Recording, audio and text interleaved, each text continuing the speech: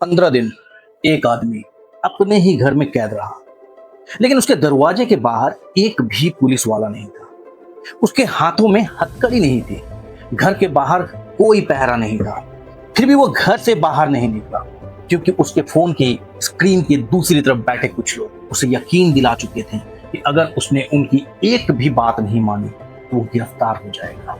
और उन 15 दिनों के खत्म होने तक उसके खाते से करोड़ों रुपए गायब हो चुके थे। लेकिन सवाल यह है कि आखिर उन लोगों ने ऐसा क्या किया था कि एक आदमी को अपनी ही गिरफ्तारी पर यकीन हो गया।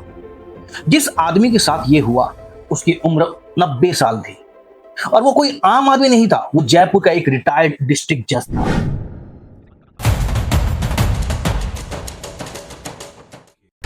यह मामला है 28 जुलाई 2026 का।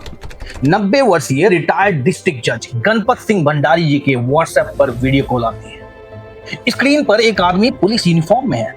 वो खुद को सीबीआई अधिकारी बताता है और फिर दावा करता है कि मुंबई में करीब 50 करोड़ का हवाला ट्रांजैक्शन पकड़ा गया है। लेकिन कहानी यही नहीं रुकती। उसे बताया जाता है कि इस ट्रांजैक्शन से जुड़े लगभग 40 लाख उनके एसबीआई अकाउंट में आए हैं।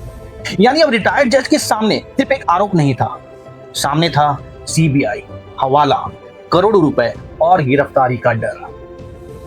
स्कैमर्स ने उन्हें लगातार वीडियो कॉल्स और इंस्ट्रक्शंस के जरिए अपने कंट्रोल में रखा। उनका सबसे जरूरी आदेश था, किसी को कुछ मत बताइए, परिवार से भी नहीं, क्योंकि क्रिमिनल्स जानते थे अगर उन्होंने सिर्फ एक बार परिवार के किसी सदस्य से बात कर ली तो शायद पूरा खेल खत्म हो जाता। इसलिए उन्हें आइसोलेशन में रखा गया। एक तरफ फेक इन्वेस्टिगेशन, दूसरी तरफ गिरफ्तारी का डर और बीच में एक स्मार्टफोन स्क्रीन। यही था डिजिटल अरेस्ट का ट्रैप। कोई पुलिस स्टेशन नहीं था, कोई हथकड़ी नहीं थी, लेकिन विक्टिम को लगातार लगता रहा, मैं गिरफ्तार हूं। अब क्रिमिनल्स ने अगला कदम उठाया। उन्होंने कहा कि इन्वेस्टिगेशन और वेरिफिकेशन के लिए कुछ रकम ट्रांसफर करनी होगी। यहां ध्यान देने वाली बात है, उन्होंने सीधे यह नहीं कहा कि हमें पैसा दो। उन्होंने ऐसा माहौल बनाया कि विक्टिम को लगा कि मैं एक इन्वेस्टिगेशन में कोऑपरेट कर रहा हूं। और फिर पैसा ट्रांसफर का सिलसिला शुरू हुआ। पहला ट्रांसफर, फिर दूसरा, फिर तीसरा, और इसी तरह 3 अगस्त से 10 अगस्त के बीच उनके एसबीआई अकाउंट से कुल 2 करोड़ 50 लाख 51 हजार रुपए ट्रांसफर हो गए। लेकिन क्रिमिनल्स अभी भी संतुष्ट नहीं थे। अब उनकी नजर उनके पीपीएफ अकाउंट पर थी। अगले ट्रांजैक्शन के लिए जब बात आगे बढ़ी तो एसबीआई मैनेजर को भारी शक हुआ। मैनेजर का सिर्फ एक सीधा सवाल, सर इतनी बड़ी रकम अचानक कहां और किसे भेज रहे हैं? और बस क्या था, 15 दिनों का वो साइकोलॉजिकल भ्रम 1 सेकेंड में टूट गया। ट्रांजैक्शन तुरंत रोका गया, जांच हुई तो सच सामने आया। ना कोई सीबीआई अधिकारी था, ना कोई जांच और ना ही कोई कानूनी वारंट। पूरा खेल एक सुनियोजित डिजिटल अरेस्ट का था।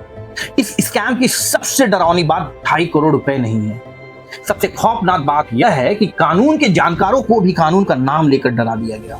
स्कैमर्स घर नहीं आए, उन्होंने पहले विश्वास छीना, सोचने का वक्त छीना, अपनों से काटा और खुद विक्टिम के हाथों से पैसे ट्रांसफर करवा लिए। ये घटना हमें बताता है कि इस एआई के जमाने में हमें कितना सतर्क रहने की जरूरत है।